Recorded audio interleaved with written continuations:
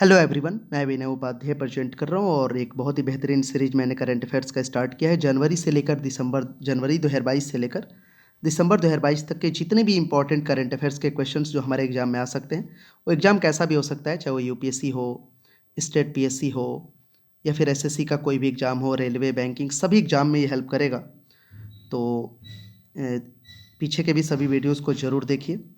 और चलिए आज के सभी प्रश्नों को देखते हैं। सभी प्रश्नों के लिए 4 ऑप्शंस रहेगा, पहले खुद से कोशिश करिएगा, फिर आखिरी में एक होमवर्क क्वेश्चन भी मैं पूछूंगा। और अभी तक अगर आप टेलीग्राम ग्रुप से नहीं जुड़े हैं तो ज़रूर जुड़ें। चलिए देखते हैं एक करके सभी प्रश्नों को। तो पहला क्वेश्चन आपके सामने है, मेजर ध्यानचंद खेल रत्न अवार्ड 2022 किसे मिला? तो सही उत्तर हो जाएगा option number B, Sharath Kamal Achanta. Major Dhyanchand खेल रत्न अवार्ड 2022 किसे मिला? शरत कमल अचंता को। वे तमिलनाडु के रहने वाले हैं। जो है 10 बार सीनियर नेशनल चैंपियन बनने वाले पहले भारतीय टेबल टेनिस खिलाड़ी हैं। वर्ष 2019 में बेसिकली इन्हें पद्मश्री अवार्ड से भी सम्मानित किया गया था। 2006 के मेलबर्न कॉमनवेल्थ गेम्स में मेंस सिंगल कैटेगरी में 2 गोल्ड मेडल भी जीता था इन्होंने। बहुत बार मेडल जीता है भारत के लिए। 2010 के दिल्ली कॉमनवेल्थ गेम्स में मेंस डबल कैटेगरी में गोल्ड मेडल जीता है। 2018 के कॉमनवेल्थ गेम्स में मेंस टीम कैटेगरी में गोल्ड मेडल जीता है। 2022 बर्मिंघम कॉमनवेल्थ गेम्स में 3 अलग अलग कैटेगरी में गोल्ड मेडल जीता शरत कमल अचंता ने। तो मेजर ध्यानचंद खेल रत्न अवार्ड इन्हीं को मिला है, शरत कमल अचंता को। तमिलनाडु के रहने वाले हैं और एक किसके प्लेयर हैं? तो टेबल टेनिस के, याद रखिएगा, टेबल टेनिस के नेशनल चैंपियन हैं। Got it. आगे बढ़ेंगे अगले प्रश्न की तरफ। किन खिलाड़ियों को Dhyan Chand award for lifetime achievement 2022 मिला? तो सही उत्तर होगा इसका डी, ए और बी, मतलब ये सब खिलाड़ियों को। अश्वनी अकुंजी सी, धर्मवीर सिंह, बीसी सुरेश, नीर बहादुर गुरंग। अब जो ये अश्वनी अकुंजी सी हैं, ये एथलेटिक्स के, इनका पूरा नाम है अश्वनी चिदानंद सेठी अकुंजी। वे एक भारतीय स्प्रिंट एथलीट हैं, कर्नाटक के रहने वाली हैं ये। और 2010 के राष्ट्रमंडल खेलों में स्वर्ण पदक भी इन्होंने जीता था। धर्मवीर सिंह की बात करें तो ये पंजाब के रहने वाले हैं, भारत के हॉकी प्लेयर, पंजाब पुलिस में डीएसपी भी हैं ये। धर्मवीर सिंह ने 2012 लंदन ओलंपिक के दौरान पुरुषों की हॉकी में भारत का प्रतिनिधित्व किया था। वे 2014 राष्ट्रमंडल खेलों में रजत पदक जीतने वाली भारतीय टीम का हिस्सा भी थे। बीसी अगर सुरेश की हम बात करें तो कबड्डी के प्लेयर हैं, 1998 में एशियन गेम्स जीतने वाले भारतीय कबड्डी टीम का हिस्सा थे। बीसी सुरेश क्लब कैंपोगोड़ा और Karnataka Olympic association of the year पुरस्कारों के प्राप्तकर्ता भी है ये। नीर बहादुर गुरंग की बात करें तो वे व्हील चेयर से चलने वाला पैरालंपियन है। वे गोरखा रेजिमेंट के सैनिक रह चुके हैं। वर्ष 1983 में उत्तरी भारत में ड्यूटी के दौरान घायल हो गए थे। उन्होंने 1980 के दशक में के अंत में पैरा खेलों में प्रतिस्पर्धा शुरू की और इन्होंने 55 से अधिक अंतर्राष्ट्रीय पदक जीते हैं, जिनमें से 31 स्वर्ण हैं। इन्होंने लगातार 5 एशियाई खेलों में भी पदक जीता है। Got it. Major Dhyan Chand award की बात करें तो मेजर ध्यानचंद खेल रत्न अवार्ड पिछले 4 वर्षों की अवधि में किसी खिलाड़ी द्वारा खेल के क्षेत्र में शानदार और उत्कृष्ट प्रदर्शन के लिए दिया जाता है। तो ये चारों प्लेयर हैं जो इन्हें अवार्ड मिला इस बार। कितने खिलाड़ियों को अर्जुन अवार्ड 2022 मिला है? तो इस बार टोटल 25 खिलाड़ियों को ये अर्जुन अवार्ड मिला है। अर्जुन अवार्ड की बात करें हम तो पिछले 4 वर्षों में नियम है इसका कि पिछले 4 वर्षों की अवधि में खेलकूद और गेम्स में उत्कृष्ट प्रदर्शन और नेतृत्व, खेल भावना और अनुशासन जैसी खूबियाँ दिखाने के लिए अर्जुन अवार्ड दिया जाता है। अब ये 25 प्लेयर अलग अलग हैं, जैसे एथलेटिक्स से सीमा पूनिया, एल्दोस पॉल, अविनाश मुकुंद सबले। बैडमिंटन के जो लक्ष्य सेन हैं उनको भी मिला है, प्रणय एचएस को मिला है। बॉक्सिंग में अमित निखत जरीन, शतरंज से भक्ति प्रदीप कुलकर्णी, आर प्रज्ञानानंद। हॉकी से मिला है दीप ग्रेस एक्का को, जूडो से सुशीला देवी, कबड्डी से साक्षी कुमारी, लॉन बॉल में नयन मोनी सैकिया, मलखंभ में सागर कैलाश ओवलकर, निशानेबाजी में एला वेनिल वाला रिवान ओम प्रकाश मिथरवाला, टेबल टेनिस में श्रीजा अकुला विकास ठाकुर को, कुश्ती में मिला है अंशु सरिता परवीन को, पैरा बैडमिंटन में मानसी गिरीश चंद्र जोशी, तरुण ढिल्लो, स्वप्निल संजय पाटिल और डेफ बैडमिंटन में जेरलिन अनिका जे, मतलब टोटल 25 खिलाड़ियों को ये अर्जुन अवार्ड इस बार मिला है। Dronacharya award for outstanding coach 2022 regular category किन्हें मिला है तो ये दोनों को मिला है, ए और बी दोनों हो जाएगा। मतलब इसमें जीवनजोत सिंह तेजा जो तीरंदाजी के हैं, संबंधित तीरंदाजी से, मोहम्मद अली कमर बॉक्सिंग, सुमा सिद्धार्थ शिरूर ये पैरा निशानेबाजी, और सुजीत मान कुश्ती। Got it. तो साल 2022 के द्रोणाचार्य पुरस्कार हो गए जो कोच वगैरह को मिलता है। Dronacharya award for outstanding coach 2022 life time category, तो ये सबको मिला है, उपरोक्त सभी, ऑल ऑफ द अबव, ये सब लोग हैं। दिनेश जवाहर लॉर्ड ये क्रिकेट से जुड़े हैं, बिमल प्रफुल्ल घोष फुटबॉल से, और राज सिंह कुश्ती से। द्रोणाचार्य अवार्ड की अगर हम बात करें तो द्रोणाचार्य अवार्ड खेलकूद और गेम्स में लगातार उत्कृष्ट और सराहनीय कार्य करने वाले और अंतर्राष्ट्रीय प्रतियोगियों में खिलाड़ियों को उत्कृष्ट प्रदर्शन करने के लिए सक्षम बनाने वाले कोचों को दिया जाता है।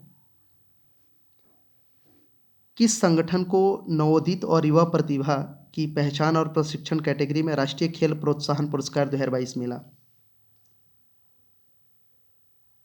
तो ये मिला है TransStadia enterprises private limited को, ये इसका सही उत्तर हो जाएगा।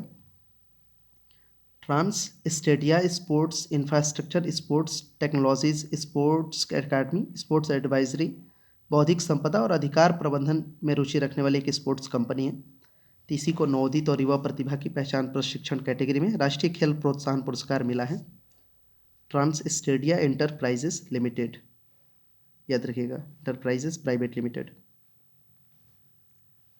किस संगठन को कॉरपोरेट सामाजिक उत्तरदायित्व के माध्यम से खेलों को प्रोत्साहन कैटेगरी में राष्ट्रीय खेल प्रोत्साहन पुरस्कार 2022 मिला? तो कलिंग औद्योगिक प्रौद्योगिकी संस्थान इसका सही उत्तर हो जाएगा। कलिंग औद्योगिकी प्रौद्योगिकी संस्थान, जिसको बोलेंगे हम लोग KIIT, भुवनेश्वर ओडिशा में स्थित एक निजी डीम्ड विश्वविद्यालय है। तो इसी को कॉरपोरेट सामाजिक उत्तरदायित्व के माध्यम से खेलों को प्रोत्साहन कैटेगरी में राष्ट्रीय खेल प्रोत्साहन पुरस्कार 2022 मिला है, KIIT को। किस संगठन को विकास के लिए खेल कैटेगरी में राष्ट्रीय खेल प्रोत्साहन पुरस्कार 2022 मिला है? तो Ladakh ski and snowboard association, यह एक गैर लाभकारी जो है गैर लाभकारी गैर सरकारी संगठन है जो कि लद्दाख में शीतकालीन खेलों को बढ़ावा देने के लिए काम करता है। राष्ट्रीय खेल प्रोत्साहन पुरस्कार की यहाँ पे बात हो रहा है, तो राष्ट्रीय खेल प्रोत्साहन पुरस्कार खेल निकायों सहित गैर सरकारी संगठनों को दिया जाता है जिन्होंने खेल को बढ़ावा देने और उनके विकास में प्रत्यक्ष भूमिका निभाई है। किस यूनिवर्सिटी को मौलाना अबुल कलाम आज़ाद ट्रॉफी 2022 मिली है? मौलाना अबुल कलाम आज़ाद ट्रॉफी 2022 किस यूनिवर्सिटी को? तो गुरु नानक देव यूनिवर्सिटी को। गुरु नानक देव यूनिवर्सिटी की स्थापना की हम बात करें तो इसका स्थापना हुआ है 24 सितंबर 1969 को। श्री गुरु नानक देव जी की 500वीं जो जयंती थी उसी के अवसर पर अमृतसर में की गई थी। एक आवासीय और एक संबद्ध विश्वविद्यालय दोनों है। इस यूनिवर्सिटी का कैंपस जो है 500 एकड़ में फैला हुआ है। अगर इस माका ट्रॉफी की बात करें, इंटर यूनिवर्सिटी टूर्नामेंट में समग्र शीर्ष जो है प्रदर्शन करने वाले विश्वविद्यालय को मौलाना अबुल कलाम आज़ाद ट्रॉफी दी जाती है। नेशनल स्पोर्ट्स अवार्ड 2022 की बात करें तो ये जो भी अवार्ड्स मैंने यहाँ पे बताया आपको, जितने भी क्वेश्चंस में, सारे अवार्ड्स जो है 30 नवंबर 2022 को भारत के राष्ट्रपति द्रौपदी मुर्मू ने प्रदान किए। खेलों में उत्कृष्टता को पहचानने और पुरस्कृत करने के लिए प्रतिवर्ष नेशनल स्पोर्ट्स अवार्ड दिए जाते हैं। इस पुरस्कार को पहले राजीव गांधी खेल रत्न पुरस्कार के रूप में भी जाना जाता था, जो अब कर दिया गया है किसके नाम पे? तो अब कर दिया गया है ये राजीव गांधी खेल रत्न पुरस्कार को बेसिकली ध्यानचंद, मेजर ध्यानचंद के नाम पे। Got it. आगे बढ़ते हैं। पोस्ट हार्वेस्ट मैनेजमेंट सेंटर और रूरल कलेक्शन सेंटर का उद्घाटन किस राज्य के मुख्यमंत्री ने किया है? तो सही उत्तर हो जाएगा त्रिपुरा। 24 नवंबर 2022 को त्रिपुरा के मुख्यमंत्री डॉक्टर मानिक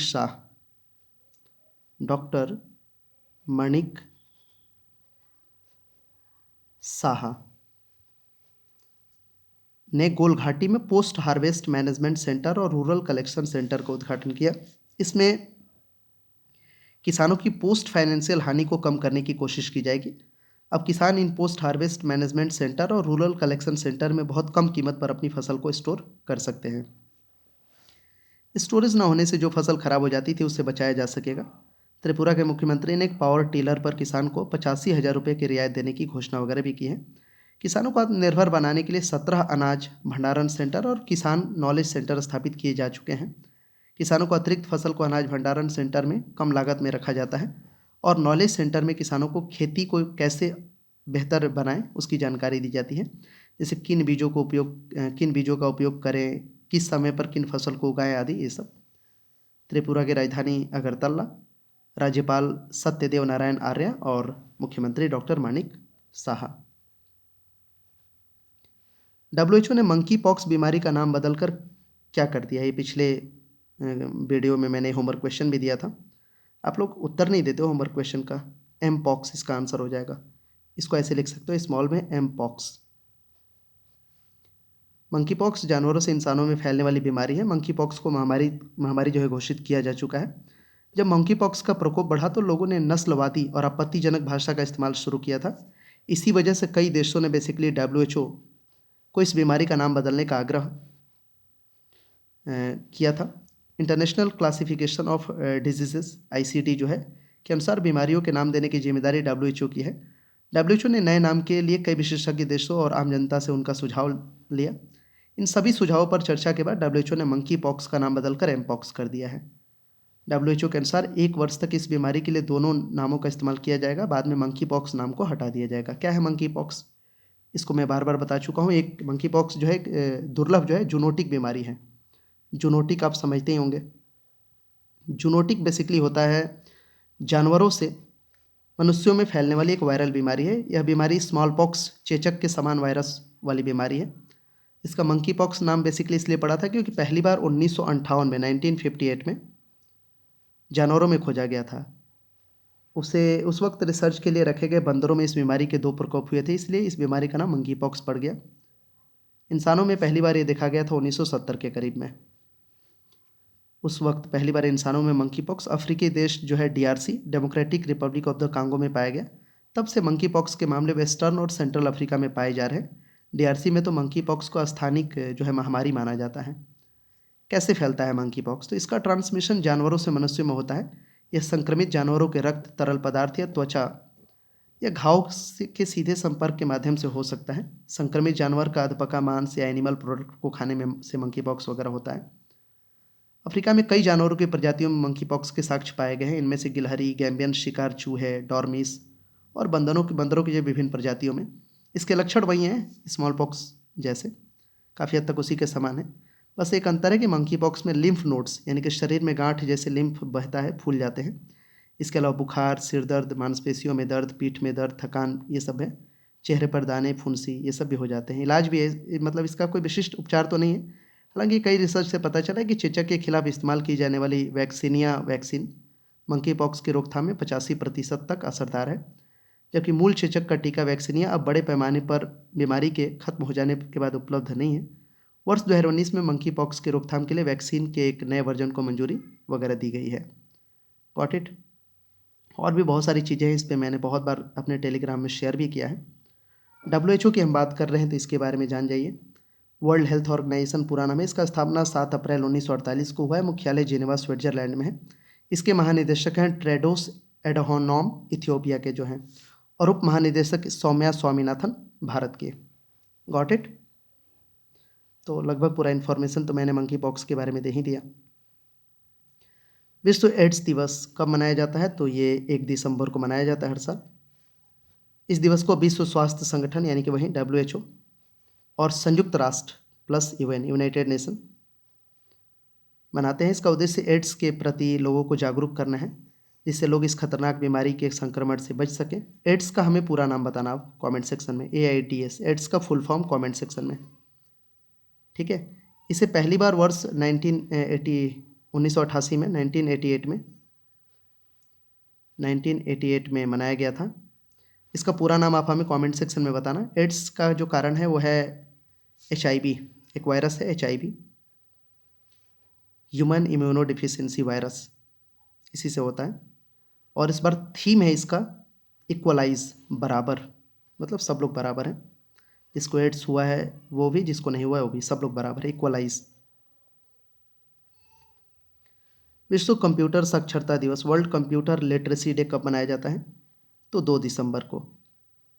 इस दिवस को जो है NIIT ने शुरू किया था। इसका उद्देश्य दुनिया में डिजिटल साक्षरता को बढ़ाना है। इसका उद्देश्य बच्चों और महिलाओं में तकनीकी कौशल को बढ़ावा देना है, उन्हें कंप्यूटर के उपयोग से अपने काम को आसान बनाने के लिए प्रेरित करना है। पहली बार इसे 2001 में मनाया गया था। राष्ट्रीय प्रदूषण नियंत्रण दिवस, नेशनल पॉल्यूशन कंट्रोल डे, ये भी 2 दिसंबर को ही मनाया जाता है। भोपाल गैस त्रासदी आपको याद होगा कब हुआ था, आप बताना कमेंट सेक्शन में, ईयर बताना उसका। तो भोपाल गैस त्रासदी में जान गंवाने वाले लोगों की याद में यह दिन मनाया जाता है। इस दिन का उद्देश्य लोगों को प्रदूषण नियंत्रण अधिनियमों और औद्योगिक आपदाओं के बारे में जागरूक करना है। अंतर्राष्ट्रीय दास प्रथा उन्मूलन दिवस, इंटरनेशनल स्लेवरी एबोलिशन डे कब मनाया जाता है? ये भी 2 दिसंबर को। संयुक्त राष्ट्र महासभा ने वर्ष 1986 में इस दिवस की घोषणा की थी। इस दिवस का उद्देश्य मानव तस्करी, यौन शोषण और बाल श्रम को रोकना है।